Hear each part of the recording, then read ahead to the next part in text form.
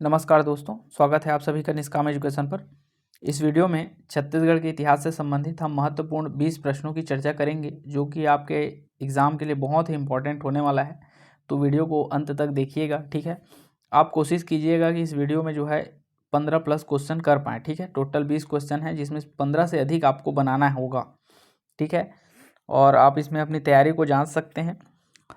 अभी बहुत सारे पेपर आने वाले हैं, उसमें जो है ये बहुत ही इंपॉर्टेंट होने वाला है, मराठा एवं उनके प्रशासन से संबंधित। इसमें 20 क्वेश्चन को रखा गया है, ठीक है। इसी क्रम में जो है हम लोग टॉपिक वाइज चल रहे हैं।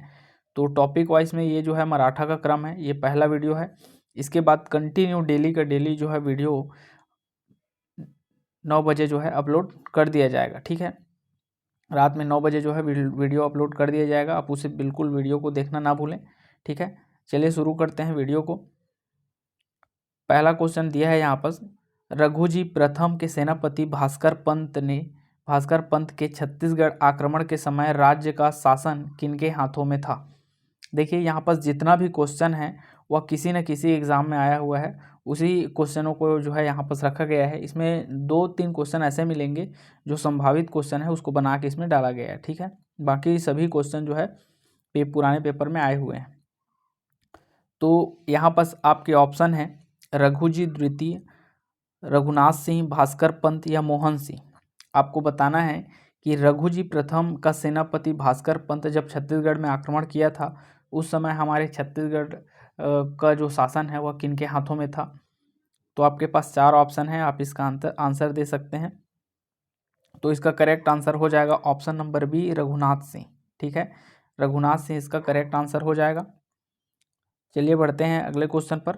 देखिए हम इसमें ज़्यादा एक्सप्लेन नहीं करेंगे, ये प्रैक्टिस सेट के रूप में है, ठीक है। इससे पहले और बहुत सारे जो छत्तीसगढ़ के क्लासेस हुए हैं उसमें जो है इतिहास को बहुत ही अच्छे से समझा के जो है क्वेश्चनों को डील किया गया है, उसको आप देख सकते हैं, ठीक है। अभी एग्ज़ाम जो है पास में है, इसलिए इसको जो है हम लोग फास्ट चलेंगे। रिवीजन हम लोगों को बहुत सारी चीज़ों का रिवीजन करना है इसलिए, ठीक है। चलिए बढ़ते हैं अगले क्वेश्चन पर। दूसरे नंबर का क्वेश्चन है वंश को पराजित करने वाले मराठा कौन थे। तो देखिए है वंश अर्थात कलचुरी वंश की ही बात हो रही है यहाँ पर, ठीक है। तो इसको पराजित करने वाले मराठा कौन थे, क्या सिंधिया थे, होलकर थे या भोंसले थे या मराठों के प्रतिनिधि थे। तो देखिए यहाँ पर जो है इसका करेक्ट आंसर हो जाएगा ऑप्शन नंबर सी, भोंसले, ठीक है। भोंसले जो है इसका करेक्ट आंसर है। देखिए भोंसले जो थे वो नागपुर के थे, आप सभी को पता होगा, ठीक है। नागपुर के भोंसले थे, इन्होंने ही हमारे छत्तीसगढ़ पर जो है आक्रमण किया था और इस क्षेत्र को विजित किया था, ठीक है। बढ़ते हैं अगले क्वेश्चन पर। अगला क्वेश्चन है, इनमें से निम्न में से कौन मराठों के अधीन अंतिम कलचुरी शासक था। तो देखिए मराठों के अधीन बोला है, मराठों के अधीन वो भी अंतिम कलचुरी शासक। तो क्या अमर सिंह था, रघुनाथ सिंह, मोहन सिंह या शिवराज सिंह। तो देखिए इसका करेक्ट आंसर हो जाएगा, देखिए अंतिम बोला है इसलिए इसका करेक्ट आंसर है option number C, Mohan Singh, ठीक है। वहीं बात करता अगर मराठों के अधीन प्रथम कलचुरी शासक तो वो रघुनाथ सिंह हो जाता, ठीक है। प्रथम में रघुनाथ सिंह और अंतिम की बात बोला है तो मोहन सिंह। ये अमर सिंह जो था वह रायपुर का कलचुरी शासक था। वहीं शिवराज जो है अंतिम रायपुर शाखा का अंतिम कलचुरी शासक था। आते हैं अगले क्वेश्चन पर। अगला क्वेश्चन है, बाबू रेवाराम के मराठा कालीन लेख में इनमें से कौन अलग है। अर्थात पूछा ये गया है कि बाबू रेवाराम जो कि मराठा कालीन जितने भी लेख लिखे हैं अर्थात जितने भी साहित्य के रचना किए हैं उनमें से इनमें से कौन अलग है। तो राम अश्वमेघ, गीता माधव, लोक लावण्य वृत्तांत या सुदामा चरित। देखिए ध्यान से देखेंगे तो पता चलेगा कि ये जो सुदामा चरित है ये जो है गोपाल मिश्र के द्वारा लिखा गया है, ठीक है। गोपाल मिश्र के द्वारा लिखा गया है, ना कि बाबू रेवाराम के द्वारा, इसलिए इसका correct answer option number D हो जाएगा। आते हैं अगले क्वेश्चन पर। अगला क्वेश्चन है, रायपुर स्थित दूधाधारी मठ का जीर्णोद्धार किनके द्वारा किया गया था। तो रायपुर स्थित दूधाधारी मठ, इसका जीर्णोद्धार क्या बिंबाजी भोंसले के द्वारा, वेंकोजी के द्वारा, अप्पाजी भोंसले के द्वारा या इनमें से कोई नहीं। तो इसका करेक्ट आंसर हो जाएगा ऑप्शन नंबर ए, ठीक है। ऑप्शन नंबर ए इसका करेक्ट आंसर हो जाएगा। देखिए इसमें हम लोग थोड़ा जो है फास्ट चल रहे हैं, ठीक है। आप वीडियो को जो है पॉज करके पहले आंसर देने की कोशिश कीजिए क्वेश्चनों को पढ़कर, ठीक है। चलिए बढ़ते हैं अगले क्वेश्चन पर। अगला क्वेश्चन है, इनमें से कौन सा बिंबाजी भोंसले के समकालीन जमींदार ने जल समाधि ले ली थी। तो आपको बताना है कौन जो है बिंबाजी भोंसले के समकालीन था और उसने जल समाधि ले ली थी। क्या खैरागढ़ के जमींदार, कांकेर के जमींदार, धमधा के जमींदार या फिर कोरबा के जमींदार। तो आप लोगों ने इसको पढ़ा होगा बिंबाजी भोंसले के बारे में, तो आप लोगों को पता होगा ऑप्शन नंबर सी, जो धमधा के जमींदार थे उसने क्या ले लिया था, तो जल समाधि ले लिया था। चूँकि धमधा जो है विद्रोह भी किया था बिंबाजी भोंसले से, तो डर के वजह से जो है धमधा के जमींदार ने क्या ले लिया था, जल समाधि ले लिया था, ठीक है। अगले क्वेश्चन पर आते हैं। अगला क्वेश्चन है, सिरपुर स्थित गंधेश्वर महादेव मंदिर का जीर्णोद्धार किनके द्वारा करवाया गया था। क्या वेंकोजी भोंसले के द्वारा, बिंबाजी भोंसले के द्वारा, रघुजी प्रथम के द्वारा या इनमें से कोई नहीं। तो इसका करेक्ट आंसर हो जाएगा ऑप्शन नंबर डी, इनमें से कोई नहीं। देखिए वेंकोजी भोंसला आएगा नहीं, बिंबाजी भोंसला भी नहीं है, क्योंकि ऊपर में पढ़े थे ये जो है दूधाधारी मठ का जीर्णोद्धार करवाया था। रघुजी प्रथम तो यहाँ तो आया ही नहीं था, ठीक है। तो इनमें से कोई नहीं, इसका करेक्ट आंसर हो जाएगा। किसने करवाया था जीर्णोद्धार, तो चिमना जी भोंसले, ठीक है। चिमना जी भोंसले ने जो है इसका जीर्णोद्धार करवाया था। अगले क्वेश्चन पर आते हैं। अगला क्वेश्चन है, इनमें से कौन बिंबाजी, यहाँ पर ध्यान दीजिएगा, करेक्ट कीजिएगा, ये जो है बीमा जी लिखा गया है, ये बिंबाजी है ना। बिंबाजी भोंसले के प्रमुख पदाधिकारी शामिल नहीं थे। तो नीलू पंडित, कृष्णजी मोहते, रामचंद्र बख्शी, घोड़ो महादेव या इनमें से कोई नहीं। तो शामिल नहीं थे बोला है, तो सभी शामिल थे इनमें से, अर्थात ऑप्शन नंबर ई इसका करेक्ट आंसर हो जाएगा, अर्थात सभी शामिल थे। देखिए नीलू पंडित जो थे वो कौन था, तो सेनापति था, ठीक है। नीलू पंडित जो है सेनापति था। कृष्ण जी मोहते जो है राजस्व विभाग इनके पास होता था। रामचंद्र बख्शी जो है कीब प्रमुख होता था, ठीक है, सेनाओं का ही एक विभाग होता है, कीब प्रमुख होता था। घोड़ो महादेव जो है क्या होता था, तो व्यवस्थापक था, राज्य का व्यवस्थापक था ये घोड़ो महादेव। इसी प्रकार और बहुत सारे लिस्ट हैं, 6-7 और हैं, उनको भी आपको पढ़ना है, ठीक है। आते हैं अगले क्वेश्चन पर। अगला क्वेश्चन है, यूरोपीय यात्री फॉरेस्टर कुक किनके शासनकाल के दौरान छत्तीसगढ़ की यात्रा पर आए थे। तो क्या बिंबाजी भोंसले के शासनकाल के दौरान, केशव गोविंद, विट्ठलराव दिनकर या इनमें से कोई नहीं। तो आप वीडियो को पॉज कीजिए और इसका आंसर आप दीजिए। तो किनके शासनकाल के दौरान आया था, तो जो है यह बिंबाजी भोंसले के शासनकाल के दौरान तो नहीं आया था, ठीक है। तो ये तो होगा नहीं। केशव गोविंद के समय जो है कोलब्रुक आया था, तो ये भी नहीं होगा। विट्ठलराव दिनकर के समय जो है मिस्टर जेटी ब्लंट आया था, तो ये भी नहीं होगा। इनमें से कोई नहीं इसका करेक्ट आंसर है। ये किनके समय में आया था, तो ये आया था महिपत राव दिनकर के समय में, महिपत राव दिनकर के समय में आया था, ठीक है। आते हैं अगले क्वेश्चन पर। अगला क्वेश्चन है, इनमें से किन्हें परगना पद्धति के जन्मदाता माने जाते हैं। क्या महिपत राव दिनकर को, विट्ठल राव दिनकर को, ये जो है केशव गोविंद है ना, यहाँ पर मिस्टेक हो गया है, केशव गोविंद को या भवानी कालू को। तो करेक्ट आंसर है option number B, Vitthal Rao Dinkar. अगला क्वेश्चन है, पिंडारियों की गतिविधियां अपने चरम सीमा पर किनके शासनकाल के दौरान थी। तो देखिए पिंडारियों का आक्रमण हुआ था बहुत ज़ोरों शोरों से हमारे छत्तीसगढ़ में। तो देखिए पिंडारियों का जो है अंतिम क्षण किनके समय में बीता, तो यादवराव दिनकर के समय में बीता।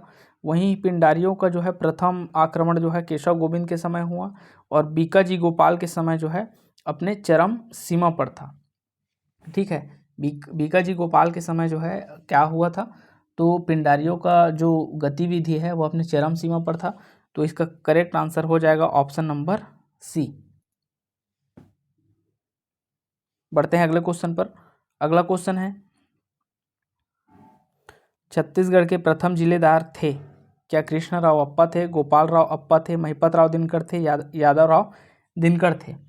तो इसका करेक्ट आंसर क्या हो जाएगा, तो देखिए इसका करेक्ट आंसर हो जाएगा कृष्ण राव अप्पा। कृष्ण राव अप्पा जो है प्रथम जिलेदार थे। आते हैं अगले क्वेश्चन पर।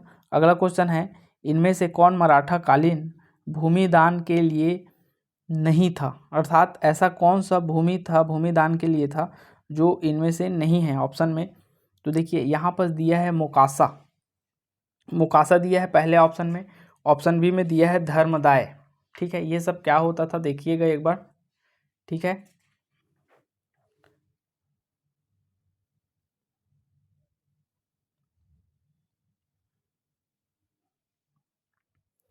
यहाँ पर दिया है मोकासा।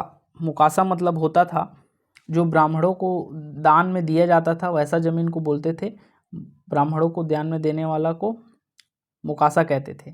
धर्मदाय किसको बोलते थे, तो धर्म के नाम पर, धर्म के नाम पर जो है किसी भी क्षेत्र के लिए जो है जमीन को दान देते थे, उसको धर्मदाय कहते थे। वहीं देव स्थान की बात करें तो देव स्थान जो है मंदिर के नाम पर, ठीक है, मंदिर के नाम पर जो है देते थे जमीन, उसको देव स्थान कहते थे। ठीक है, और यहाँ पर करेक्ट आंसर हो जाएगा पंडरी। पंडरी किसी प्रकार का जो है भूमि से संबंधित नहीं है। ठीक है, ये जो है टैक्स से संबंधित था, तो यही इसका करेक्ट आंसर हो जाएगा ऑप्शन नंबर डी। आते हैं अगले क्वेश्चन पर। सेबंद व्यवस्था जो कि मराठा कालीन व्यवस्था थी किससे संबंधित है, क्या पुलिस प्रशासन से, न्याय प्रशासन से, राजस्व प्रशासन से या फिर नगरीय प्रशासन से। तो इसका करेक्ट आंसर हो जाएगा ऑप्शन नंबर ए, पुलिस प्रशासन से जो है सेबंदी व्यवस्था जो है संबंधित है। अगला क्वेश्चन है परगने का लगान, यहाँ पर करेक्ट कीजिएगा, परगने का लगान संबंधी दस्तावेज तैयार करना किसकी जिम्मेदारी थी, क्या पंडरी पांडे की, कोतवाल की, बड़कर की या फिर पटेल की। तो इसका करेक्ट आंसर है ऑप्शन नंबर सी, बड़कर। बड़कर के द्वारा जो है लगान संबंधी दस्तावेज तैयार करने का जिम्मेदारी होता था। आते हैं अगले क्वेश्चन पर। अगला क्वेश्चन है बंजर उसर त्याग भूमि को प्रभावशील लोगों के सहयोग से कृषि योग्य भूमि में परिवर्तित करना क्या कहलाता था। देखिए क्वेश्चन को ध्यान से समझिएगा। बंजर जमीन या फिर ऊसर जमीन या फिर त्यागी हुई भूमि को प्रभावशील लोगों के सहयोग से कृषि योग्य भूमि में परिवर्तित करना क्या कहलाता था, क्या ताहूतदारी, तालुकदारी, बिस्वेदारी या फिर इजारेदारी। तो इसका करेक्ट आंसर हो जाएगा ऑप्शन नंबर ए, ताहूतदारी इसको कहते थे। ठीक है, तालुकदारी जो है एक प्रकार का ठेकेदारी व्यवस्था अभी वर्तमान में हो रहा है, वैसा टाइप की व्यवस्था को कहते हैं।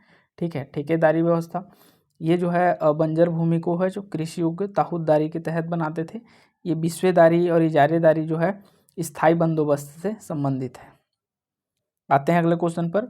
अगला क्वेश्चन है निम्न में से कौन सा असंगत है। यहाँ पर दिया है टकोली, जमींदारों से लिया जाने वाला कर, ये एकदम करेक्ट है, असंगत को अपने को बताना है। शायर कर होता था, आयात निर्यात कर, ये भी एकदम करेक्ट है। कलाली होता था, आबकारी कर, ये भी एकदम करेक्ट है। तो इसका correct answer option number D हो जाएगा, ये जो है असंगत है। क्योंकि सेवई कर को जो है गैर कृषि कर नहीं कहते थे, सेवई कर को जो है अस्थायी अन्य कर कहते थे। ठीक है, अस्थायी अन्य जो विभिन्न प्रकार के कर होते थे उसको जो है सेवई कर कहते थे। ठीक है, गैर कृषि कर किसको कहते थे, तो गैर कृषि कर जो है पंडरी कहते थे। ठीक है, गैर कृषि कर को पंडरी कहते थे। तो पंडरी कर बोले तो गैर कृषि कर, वहीं सेवई की बात करें तो सेवई कर जो है अस्थायी कर को कहते थे। ठीक है, अस्थायी में और बहुत सारे कर आ जाते हैं छोटे छोटे। अगले क्वेश्चन पर आते हैं। अगला क्वेश्चन है रघुजी तृतीय किस शासन काल के दौरान हुए विद्रोह निम्न में से कौन नहीं है। रघुजी तृतीय के समय कौन सा विद्रोह हुआ जो इनमें से नहीं है। तो देखिए बरगढ़ का विद्रोह इनके समय में हुआ था, तो ये सही है। तारापुर विद्रोह भी इनके समय में हुआ था, धमधा विद्रोह भी इनके समय में हुआ था।